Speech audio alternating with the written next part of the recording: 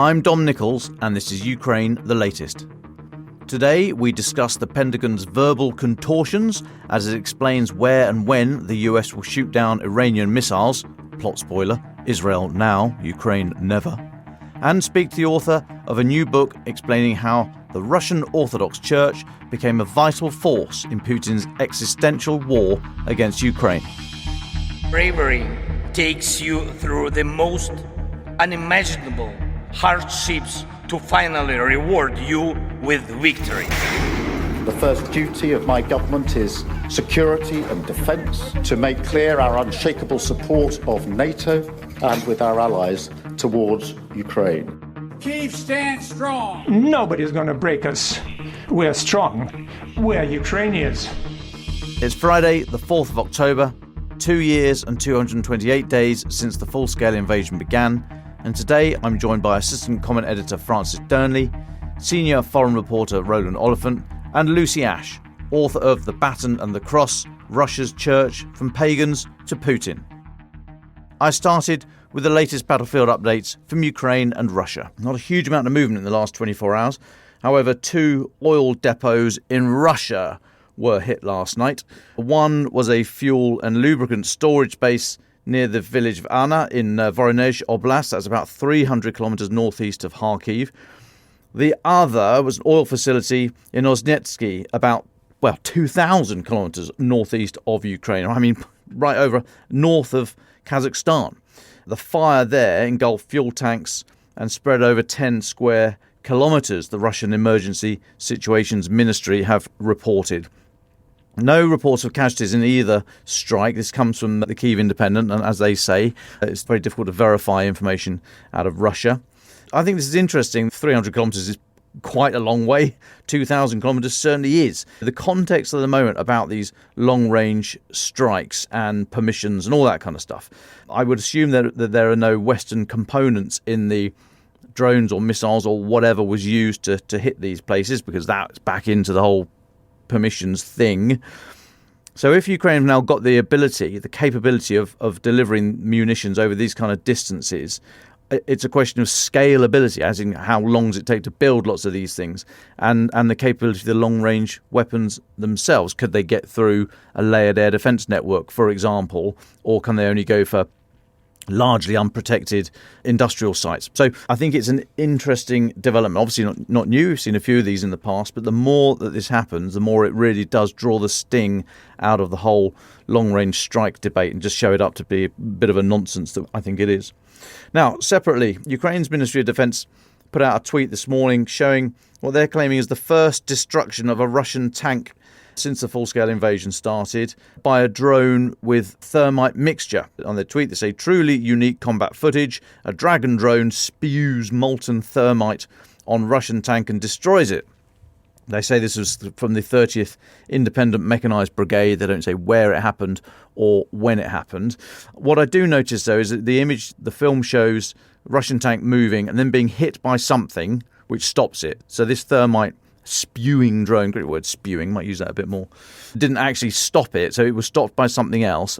And then there's the drone that we've seen footage of recently going up and down tree lines, dropping thermite on, we think, Russian trench systems. One of those comes in, drops it all, spews, I'm going to say it again, spews it all over the Russian tank, and the thing erupts. So very visually arresting. I wonder if it's actually great new capability, because we know they can stop tanks with an FPV, and surely just a lump of high explosive is a bit less technically challenging than thermite. So I don't know if it's anything more than arresting imagery and it's good for their sort of PR stuff, or if it's actually a whole new capability. I think it's probably the former. Anyway, answers on a postcard. Now, I was in a background brief with a Western official a couple of hours ago, just a few headlines from there. The official said that Russia's average daily casualty rate for September was 1,200. 1,200 people killed, wounded, missing and taken prisoner. Now, missing and taken prisoner, there's not an awful lot of that in the war. It's killed and wounded. 1,200 a day. And I note, actually, the Kyiv authorities, MOD there, have said today that actually September was the second deadliest month since the start of the full-scale invasion for Russian casualties. They say 38,130 Russian service personnel were casualties in September, second only to May, also of this year, May 24, where 38,940, staggering amount of people. Now, the Western officials said that number, 1,200 a day for September, 40% of those were in the Pokrovsk fight, so down in the Donbass. The official also said that the Russian counteroffensive in Kursk has started. It's got off to a very stuttering start, if it has. We spoke about this last week. It's had no real effect. There have been minor gains, including over the last 24 hours, minor gains by each side. But Ukraine still holds 800 square kilometres of land inside Russia. You may remember Putin had called, when the incursion first started back in early August, Putin had made a great song and dance about having Ukrainian forces pushed out by the beginning of October. Well, it's now the beginning of October, and they're still there, and everything's gone very quiet on setting a date to kick them out.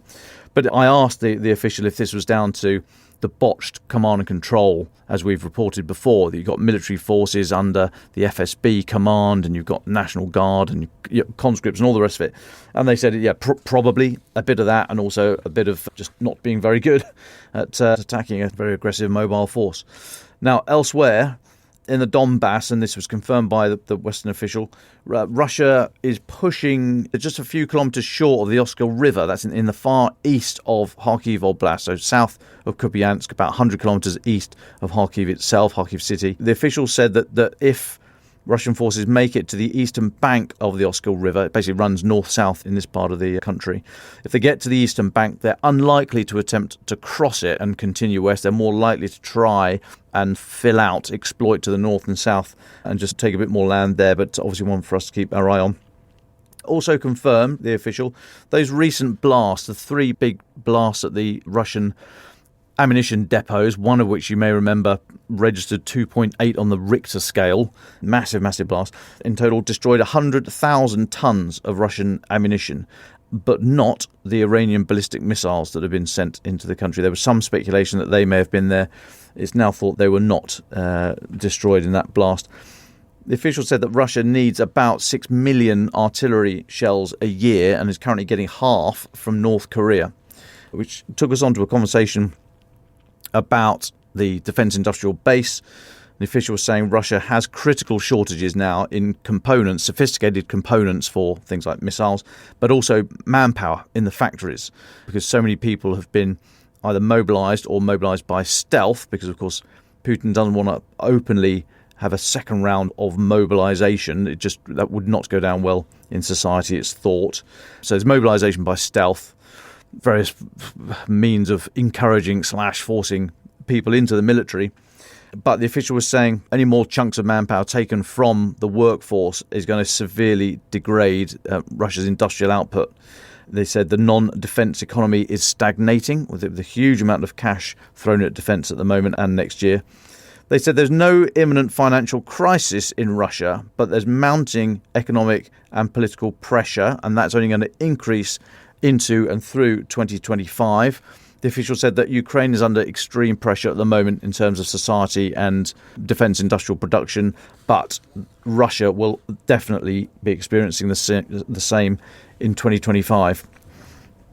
Now, just the last one for me, so that's the end of the Western official. I note yesterday the Pentagon had a press briefing. Deputy Pentagon Press Secretary Sabrina Singh gave a briefing, mostly about Israel. There was also a few bits and bobs about Ukraine. There was a question from the journalist. I'll read the whole thing out just so you know I'm not paraphrasing anything, and make of this what you will. So the question from the journalist was, President Zelensky urged NATO allies to help intercept Iranian missiles and drones over Ukraine, as they do with Israel.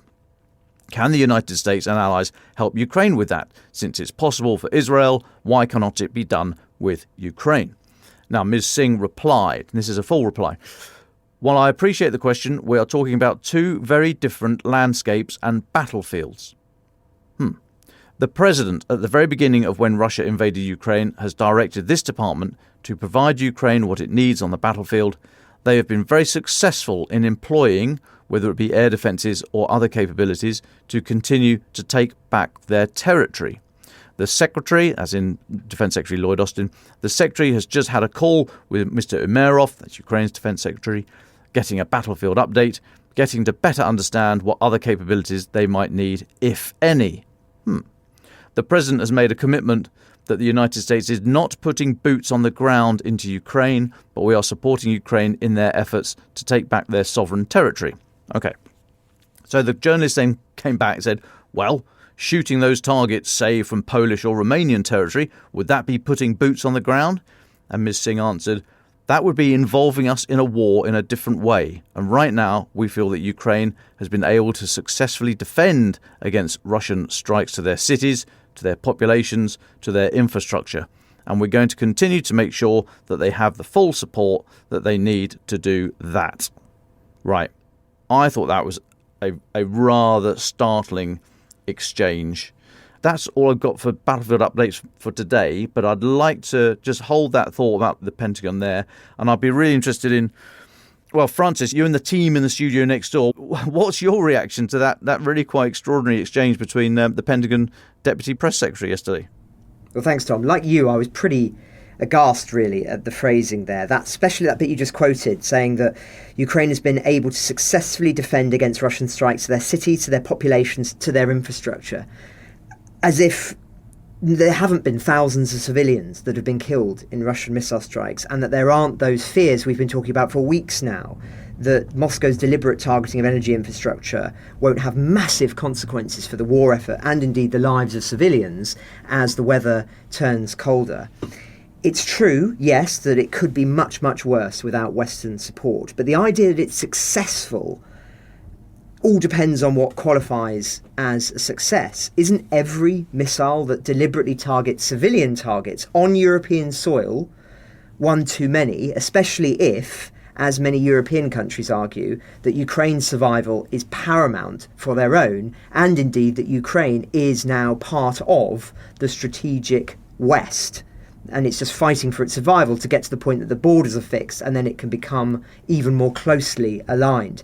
I've never understood the argument that shooting down missiles or drones, by their very nature unmanned, can be classified as escalatory, which is the reason that's often given in front of cameras and certainly behind closed doors.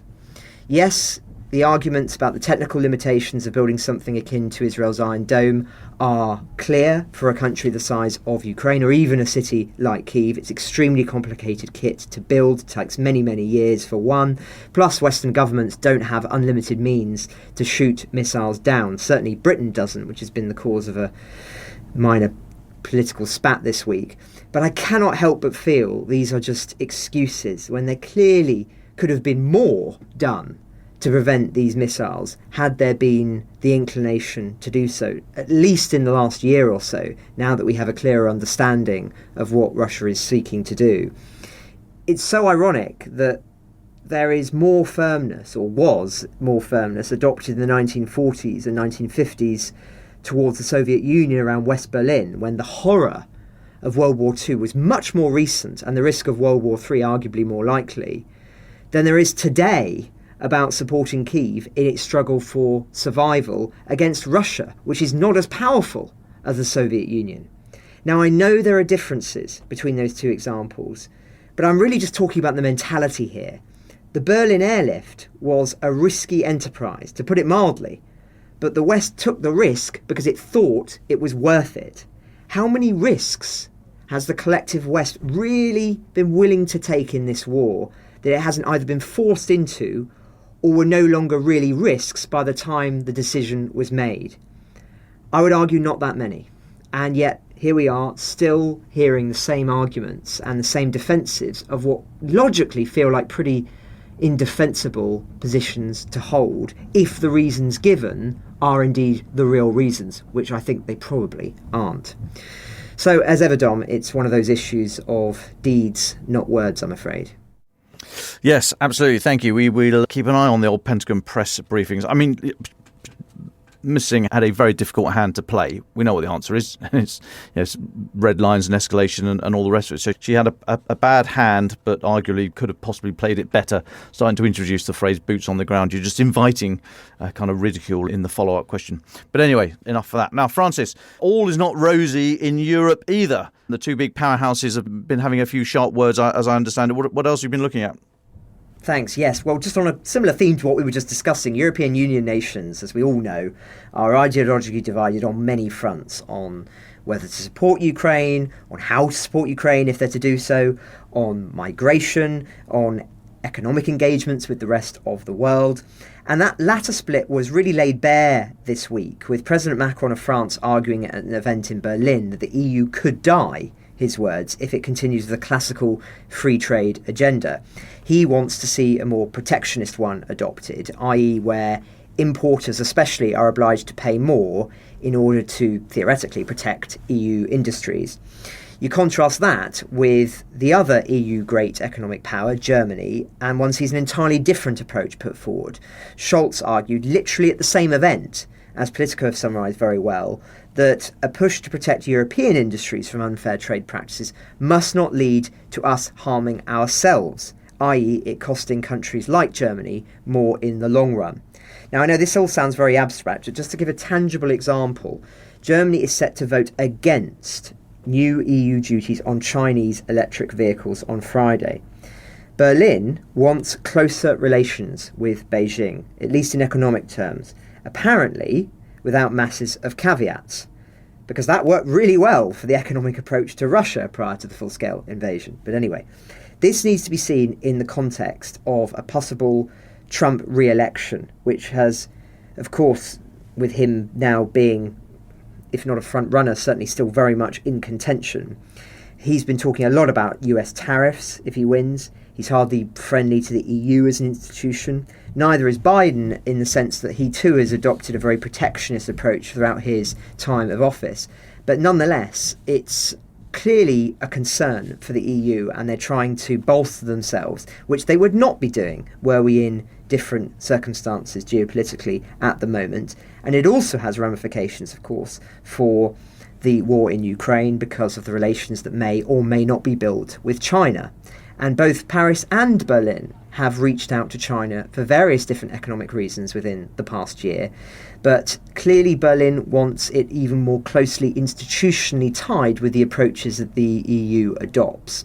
So it's all very complex, but it has ramifications. And really what this is about is showing that still there are major divides within the EU on fundamental issues. And you think if they're as fundamental now, 2.5 years into this war, what is the likelihood that it's going to get better rather than worse? But staying with the EU in a more positive frame of mind, we've been talking about plans to bring together, to centralise approaches on defence procurement and innovation. And today it's been finalised, the EU Defence Innovation Office to open in Kyiv.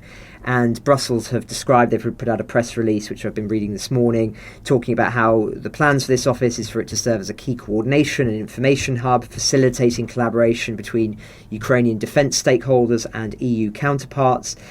It's also about connecting startups and innovators with the defence industry more broadly, trying to bridge some of the gaps. It's basically an attempt to assist with the coordination of procurement and innovation from the centre, as well as plugging in Western investment in a more direct and protected manner, I'm guessing as well, so that, for example, there's more insurance if things go wrong, which gives then the companies the reassurance financially to make risks. So an interesting one, and one, of course, we will continue to monitor closely. Countries can do a lot for Ukraine in terms of these issues outside of the EU too, it should be said, with Czechia and Ukraine saying that they're now jointly producing 155mm artillery ammunition. That's going to be starting next year. It's been agreed by Czech army manufacturer and Ukrainian armour, which is one of Ukraine's. Again, this has been something that's been being worked on for a long time, but clearly progress is being made, but it's going to be some time before we see tangible results. In other stories, Dom, the former British Prime Minister Boris Johnson gave an exclusive sit-down interview with our paper, The Telegraph, yesterday, where he made some interesting comments regarding Ukraine. He is, as listeners will know, more in favour of a Trump re-election than Harris. His argument being, and I quote, "One of the virtues of Trump is his sheer unpredictability.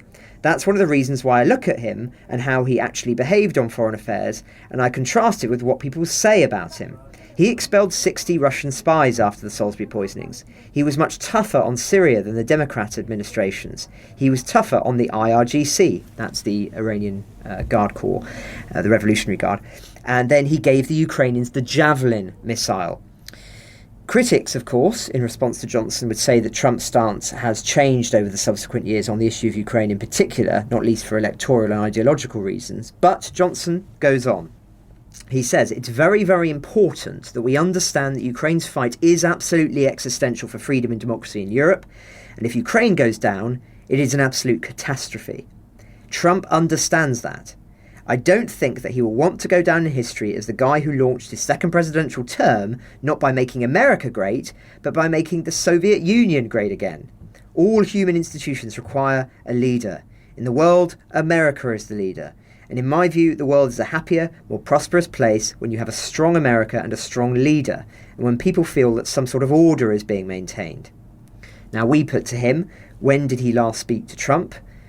Johnson replied, quite recently.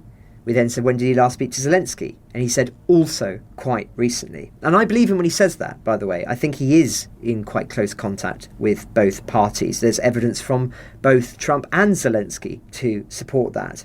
It'll be interesting to read his new memoir when it's published soon to see what details we learn about the key period preceding the invasion and afterwards.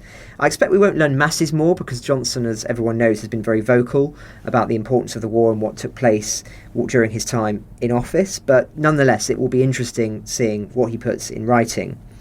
And just lastly, Dom, as we mentioned this during the week, we spoke about kidnapped children again, and I pointed out how the numbers of children likely taken are far higher than the 19,000 figure we've been obliged to use for many months now when describing kidnapped children by Moscow. And indeed, this week, Kyiv's ombudsman, Dmitry Lubinets, said that as far as he is concerned, there is reason to believe that the numbers are considerably higher. He's willing to say over 20,000, but he doesn't go much further than that. Says that only 400 have been returned. And furthermore, he then spoke in more detail about how 1.5 million Ukrainian children are vulnerable, at high risk is the phrase that he used, of being targets for being kidnapped and taken to Russia or Belarus or elsewhere in order to undergo re-education, or what he describes as zombification, and taught to disavow their own country. I just wanted to mention that because information on this issue is always quite difficult to come by, perhaps sometimes deliberately so, because there are concerns that the more it's raised, the more it might cause the issue to be sped up. But nonetheless, I do think it's important that when institutions, when individuals, when governments break cover and talk about it, that we acknowledge it. And they're a confirmation, a tragic confirmation, I would say, that the number is indeed far, far higher than 19,000 children, which, as I say, is months now out of date. But that's where we are in the political world, Dom. Thanks, Francis. And I just note, just on as you were talking there about Boris Johnson, his comments about Donald Trump, Matthew Saville, who's the director of military sciences at the think tank RUSI here in London, and he says Trump also complained bitterly about the GRU expulsions and argued he'd done too much. And before he gave weapons to Zelensky, he tried to extort him. Mercurial. So yes, as ever, more than one side to the story. But Matthew, thank you so much for engaging there. Now then, let's move on. Roland Oliphant, I'm going to have, what do we call it, moderator, presenters rights here. I'm going to ask the first question, please. But we're delighted to have Lucy Ash with us today, author of a new book called The Baton and the Cross, Russia's Church from Pagans to Putin. You're exploring how the Russian Orthodox Church has been is weaponized too strong a word, too flamboyant a word, and no. Okay, great. So the weaponized church. So my first question before I hand over to Roland, please, to run the interview, is why do you feel the need to write this book now? Lucy, very, very warm welcome to the pod. Thank you very much. To be really honest with you, I had the idea for writing this book before the full-scale invasion. I was motivated quite a lot by what happened back in 2012 with Pussy Riot at the beginning of President Putin's third term, when he started addressing traditional values, and the country became a far less tolerant place for anyone that wanted to break out of the conformed model. but especially for sexual minorities, for women, for different nationalities, people of non-Orthodox faith. And then I was making a film in 2019 about domestic violence in Russia. And I was absolutely appalled by the way that the church had addressed this issue, because instead of protecting the most vulnerable people in society, it seemed hell-bent on getting rid of a law that was one deputy was trying to bring in the Russian Duma, the parliament, to restraining orders for violent partners, because there was a huge amount of publicity around one case in particular where a woman was dragged off into the forest by her husband and had both her hands cut off with an axe. And she tried to ask the police for protection, and they'd basically told her to come back in a month's time. And in every country, there's an enormous amount of women who get killed, especially by intimate partners. But what makes Russia different, I think, is the extent to which the church lobbied against bringing in these laws. Both senior clerics and Orthodox activists. One man called it the genocide of the Russian family if men are not allowed to enter their own homes.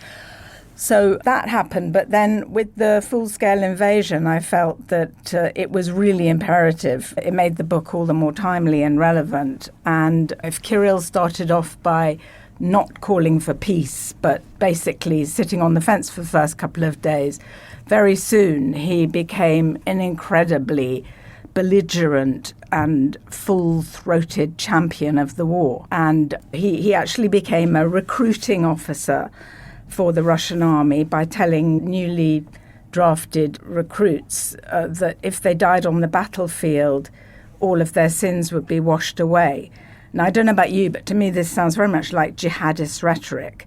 And I didn't think that it had very much to do with anything I've read in the Gospels. So I felt that it was very important to look at the role that religion has played in this war and the way that Kirill has offered a sanctification, if you like, of Putin's land grab in Ukraine. He's given it a spiritual imprimatur. This is the bit you jump in, Roland. Remember we talked about this? Thank you so much. I was just playing around with the phone. Lucy, thank you so much for joining us. I will duly jump. It's a fascinating book. I'll admit I haven't finished it, although I have made a stab. But what strikes me about it is the way that it's not just about the church's role in the Ukraine war, which we definitely need to get to. It's almost a history of Russia through orthodoxy.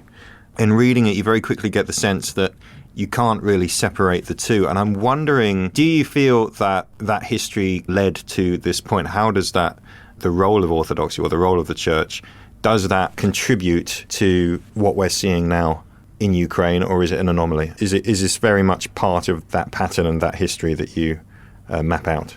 Yeah, no, I don't think it's an anomaly at all. I mean, I think that my book is really a history of the relationship between church and state, going back 1,000 years to when the Eastern Slavs were first Christianized under great Prince Volodymyr to Ukrainians. And it's a sort of toxic codependency that has perpetuated itself over centuries. So there's nothing really aberrant in Kirill's relationship with the state. The church has always done whatever it can to be at the right hand of power and to enrich itself. Going back to 988, when Vladimir insisted that all his citizens came and dunked themselves in the river Dnipro, if they didn't come and become Christians, he would regard them as his personal enemy. So they were strong-armed into becoming Christian, and it was a pragmatic move on his part because he wanted better relationships with Byzantium, big trading partner across the Black Sea, which was Orthodox. And he married the Emperor of Byzantium's daughter, who was actually appalled by the match, but her feelings about it weren't allowed to get in the way of big state politics, even though as a pagan he had loads and loads of concubines.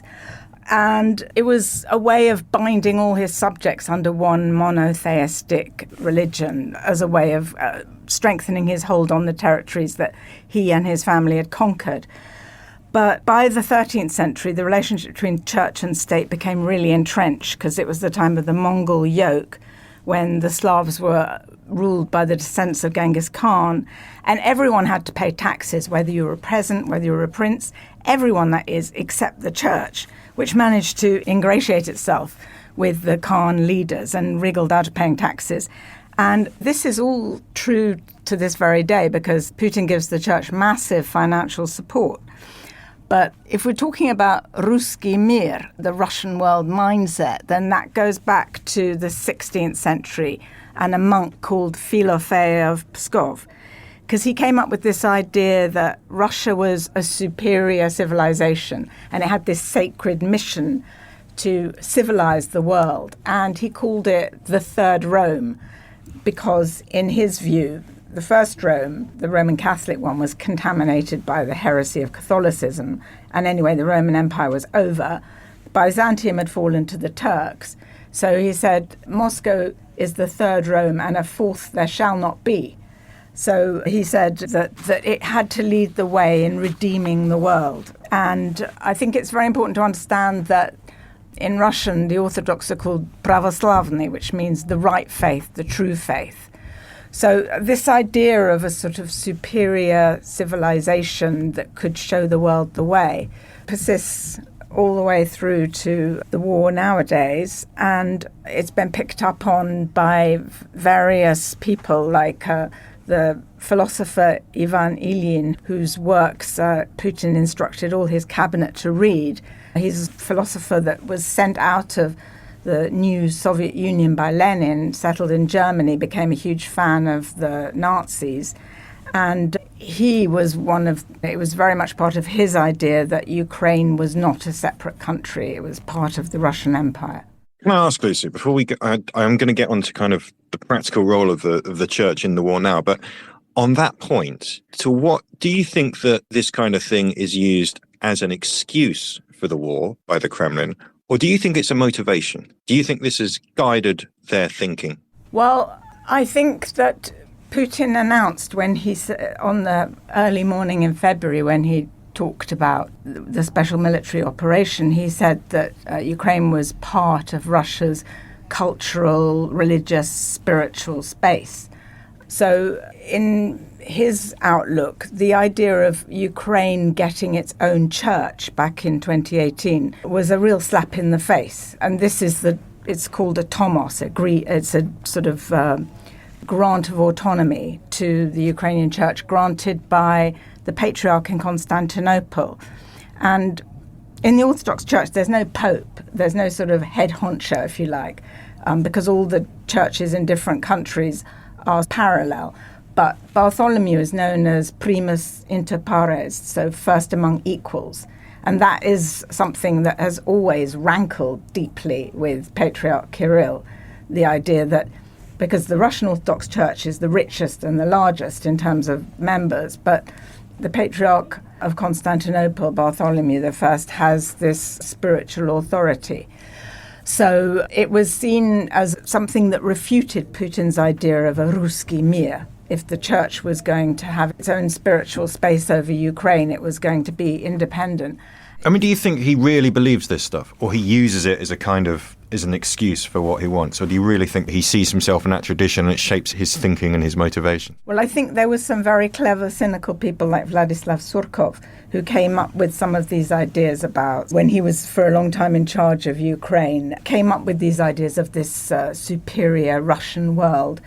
But I think that in Putin's entourage and Putin himself, I think maybe they do believe it. I think, in a way, if you start telling yourself something for long enough, you do start to believe it. And I've no idea, what Putin thinks about God or religion really in his heart.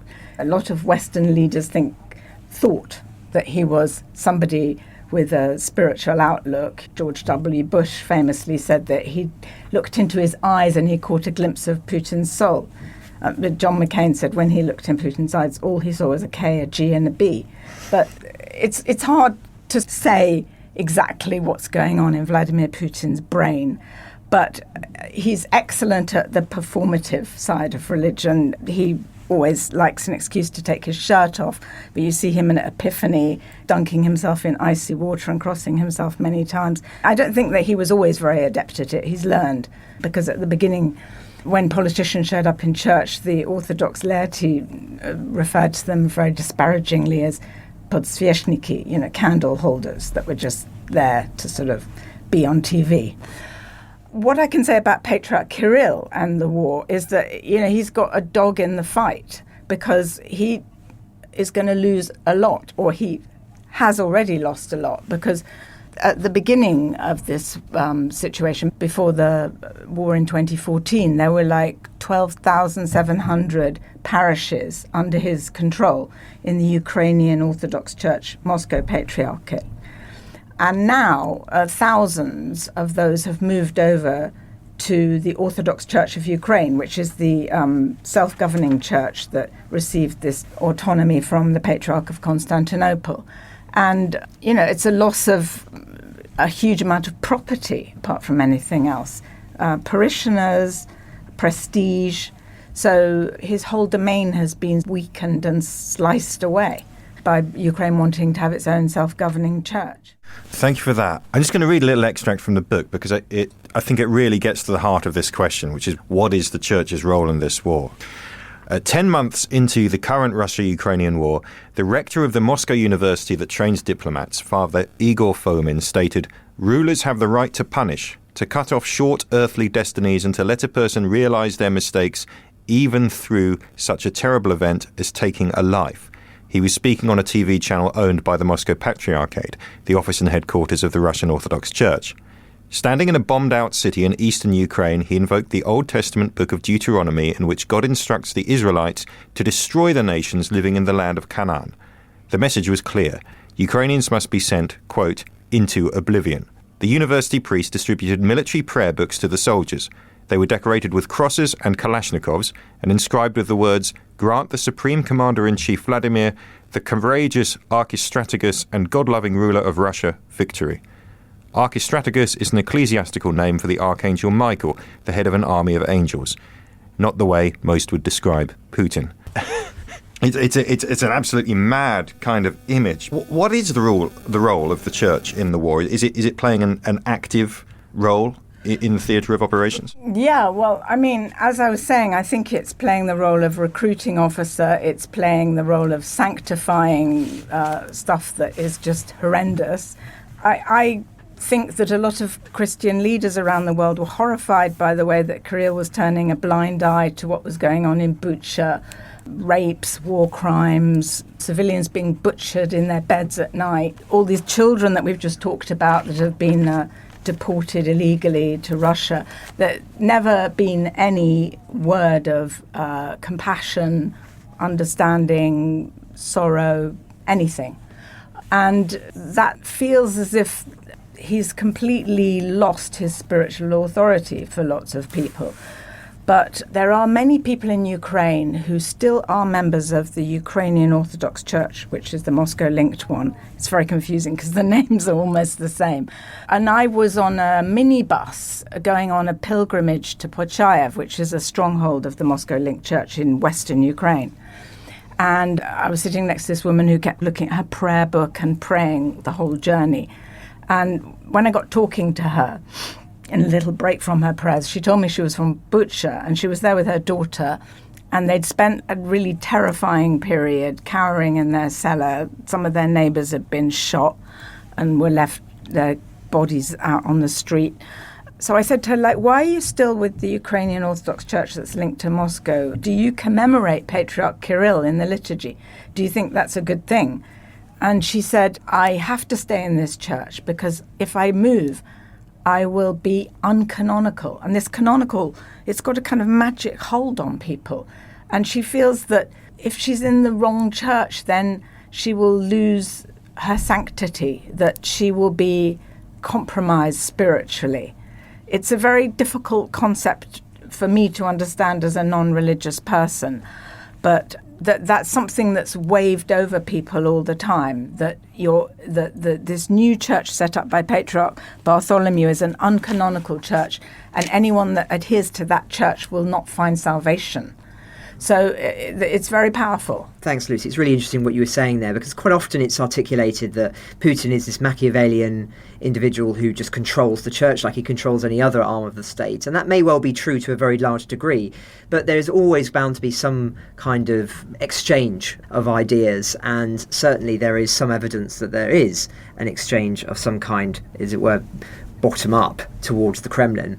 But I just wanted to ask, this may seem like a very ridiculous question given the circumstances, but do you think there is any way in which the church could be used as an excuse to end the war, or justification to end the war? Is it only a tool of imperialism, or are there priests, entities, individuals, swathes of those who follow the Orthodox Church that could begin to change the dialogue on the war as it becomes increasingly costly for the Russian people? Yeah, thank you for that question. I feel that, unfortunately, the church is very much a tool of the Kremlin. And I feel that any genuine religious content has been completely annihilated by the actions. Never mind about the words, but when you look at the actions of both Kirill and Putin, there doesn't seem to be anything holy about them. And then look at what they're doing to there are 40,000 priests in Russia, and most of them have kept their heads down. They're reading the mandatory victory prayer. The few people that have raised their head above the parapet and said, actually, it is a sin, after the commandment to love God, the second most important commandment is love thy neighbour as thyself. And isn't what's going on in Ukraine violating this completely? Anybody that sort of says that kind of thing, like what one priest who said that Jesus Christ would not have approved of the war in Ukraine, was sent to prison. Many have been defrocked and have had to leave the country. And it's difficult for ordinary priests to speak out because they don't really have transferable skills. Many of them have big families. They can't go off to Germany or France or somewhere, most of them. But there's a real climate of fear, I would say. And the church just replicates Putin's power vertical, where there's one man at the top telling everyone else what to do. Fascinating, thank you.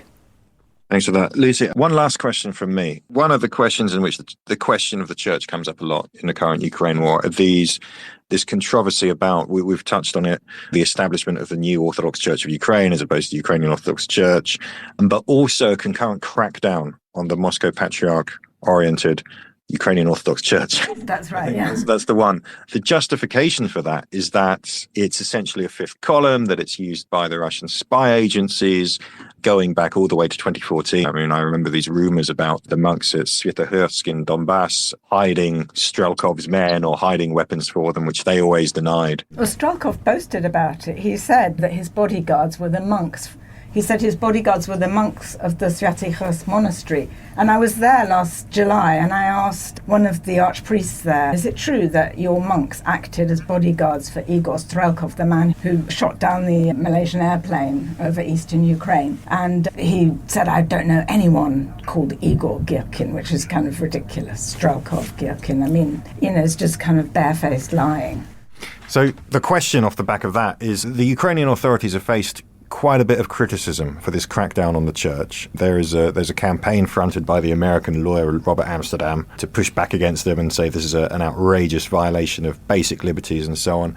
Where do you stand on that? I mean, do you think the Ukrainian authorities have a point? Is the Russian Orthodox Church a threat in Ukraine, or is it more complicated than that? And is that, even if it is a threat, is that perhaps being used as cover for repression of religious freedom? I know it's a knotty question, but... Well, I mean, no, it is quite complicated, but it has to be said that already there have been 26 priests of the Ukrainian Orthodox Church convicted of spying or giving away Ukrainian army positions to the enemy, and about 100 arrested.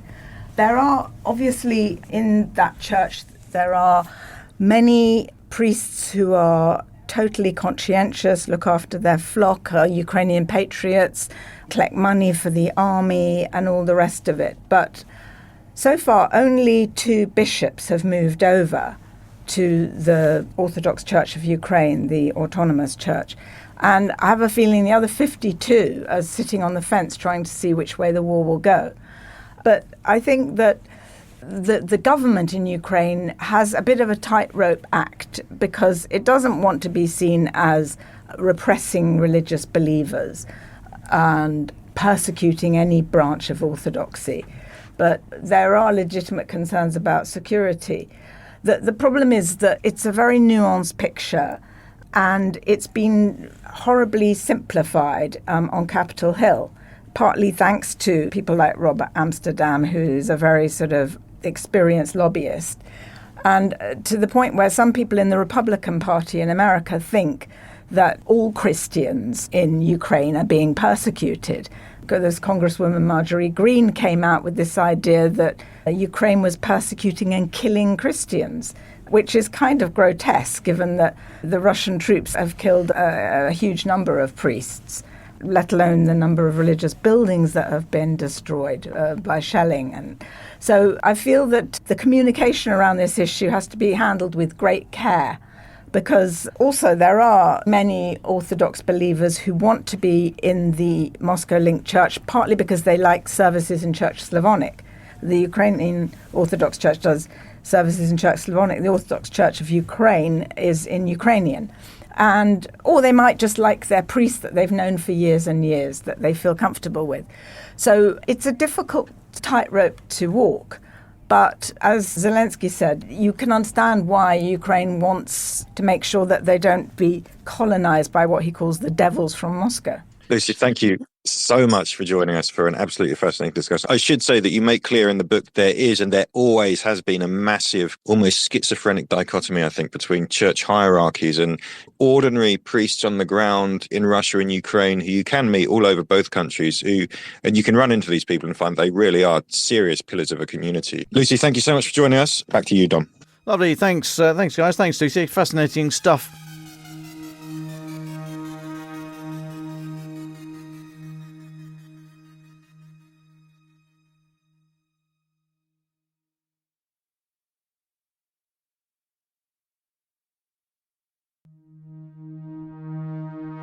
Going to start drawing to a close now. Let's go around the team for final thoughts. And Lucy, you're very, very welcome to offer final thoughts at the end if you wish. But Francis, can I start with you, please, to close the week? Well, thanks, Dom, and thanks to everyone who joined remotely yesterday for David's funeral from all over the globe. You can watch it in full at the link in the show notes, and you'll have heard some of excerpts from it yesterday, though the beautiful chapel of St Bride's and the flowers for David's coffin provided by the Ukrainian embassy, which are in the colours of the Ukrainian flag, including sunflowers, are well worth seeing, I would say. But it felt right, given that, to end the week with some words by David. They were provided by his father. David wrote this last October for the magazine Reform, published by the United Reform Church, and David's father was happy for us to share these, and you would have heard his father speak very movingly yesterday at the service. But these are David's words in response to the question, can non-violence stand in the face of Putin? If the Ukrainian state had practiced non-violent resistance to the full-scale invasion by Russia, the following things would have happened. If he had not already fled, Zelensky, along with many of his senior aides and allies, would have been killed by a death squad, specifically instructed to destroy the upper echelons of Ukrainian politics. Ukrainian intellectuals, artists, writers, philosophers, architects, playwrights, musicians, and anyone else that would have threatened the new regime would also have been murdered, tortured, or disappeared. Hundreds of thousands of Ukrainians from all walks of life would have been deported, and as they gazed out of the truck windows at their homeland in the rearview mirror, would have seen the apparatus of the state they belonged to being quickly dismantled and reduced to ash. For the remaining citizens of a rump Russian-controlled Ukraine, everything would change, from the currency they used to the curriculum their children learned at school. Democracy would no longer exist, and the life of an independent country with its own language, customs, triumphs and challenges would have been at an end. The above is not some sort of thought experiment. It's exactly what we know the invading armies had in mind if their gambit of a lightning-fast advance on Kyiv had succeeded. It's also been the experience for the Ukrainian population who were conquered in those early weeks and are still living the reality of a life in occupied territory. We don't have to imagine the mass deportation of children or the random killing and torture of civilians. It has already happened and continues to happen. In the face of a man and a state that wishes nothing more than the utter destruction of a nation, non-violent resistance does nothing but embolden those that care nothing for the lives and cultures of others. It is not a pleasant reality to recognise, but it is the reality in which we live, and to ignore it or pretend it were otherwise reveals our privilege, preconceptions, and ignorance of Putin and his armies. This short contribution does not have space to consider and evaluate the theological and Christian justification of violence. But we can be clear of the cost of non-violence. To put it a different way, Putin will only enter talks when he feels like there is no other option, needs to consolidate his gains or save face. The only way to get to that point is firstly by a protracted economic and political war on Russia to destroy its economy and isolate it on the world stage. Secondly, the Russian military must suffer a reverse on the battlefield, forced off the territory it has taken. The stakes couldn't be larger, the consequences couldn't be graver, and there are no good answers as to what the West should do. But there are certainly some very bad answers. He was a clever little rabbit, wasn't he? Thank you, Francis. Roland, your final thoughts, please. Do you know what? I don't really have anything to add to those words about clever little rabbit, except to say, I must say, when I was prepping for this, when I saw Lucy had published this book, and I ran into you, didn't I? And thought, you have to come in and talk about this. And I thought, it's just so bitter that David wasn't here to do the interview, because it is exactly his topic, his knowledge. He would have been all over this. I mean, I've tried my best to live up to it, but this was an interview I wish David had conducted. I will leave it there. Thank you very much. It was a great pleasure to take part in this podcast, and I wished as well that I could have had the opportunity to speak to David about this. Well, thanks, everyone. Thank you for today, Roland, Francis, and Lucy, especially thanks for coming in to chat through your book. Best of luck with that. I'd like to pass on my thanks as well to Gareth Caulfield for sitting in yesterday. Lovely chap. He really wanted to be at the funeral, obviously, but he then stepped forward, took one for the team and said, he volunteered to host the pod. So very thankful that the Gaz stepped up. And just to echo Francis's comments, thank you to everyone who's been in touch. Lovely messages. You'll still be able to see the funeral if you've not seen it already. We'll put the link in the episode notes. It was a beautiful service. Music, the hymns, it was all, but David wrote it. David picked it. That was the thing. He'd talked to a friend over lockdown about how would you plan your funeral. So it was exactly as David wished, hence the music was absolutely beautiful. But thanks, everybody. It's been another tough week. We're all getting through it together.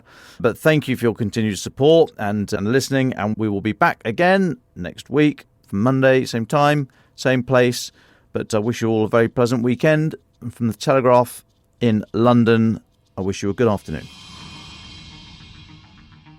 Ukraine the Latest is an original podcast from the Telegraph, created by David Nicholls. To support our work and stay on top of all of our Ukraine news, analysis and dispatches from the ground, please subscribe to The Telegraph. You can get your first 3 months for just £1 at www.telegraph.co.uk/Ukraine the Latest. Or sign up to Dispatches, our foreign affairs newsletter, bringing stories from our award-winning foreign correspondents straight to your inbox. We also have a Ukraine Live blog on our website where you can follow updates as they come in throughout the day, including insights from regular contributors to this podcast. We also do the same for other breaking international stories. You can listen to this conversation live at 1 p.m. London time each weekday on X. Follow The Telegraph so that you don't miss it. To our listeners on YouTube, please note that due to issues beyond our control, there is sometimes a delay between broadcast and upload, so if you want to hear Ukraine the Latest as soon as it's released, do refer to podcast apps. If you appreciated this podcast, please consider following Ukraine the Latest on your preferred podcast app and leave us a review, as it really helps others find the show. Please also share it with those who may not be aware we exist. You can also get in touch directly to ask questions or give comments by emailing ukrainepod@telegraph.co.uk. We do continue to read every message. You can also contact us directly on X. You can find our handles in the description for this episode. As ever, we are especially interested to hear where you are listening from around the world. Ukraine the Latest was today produced by Rachel Porter. Executive producers are Louisa Wells and David Nicholls.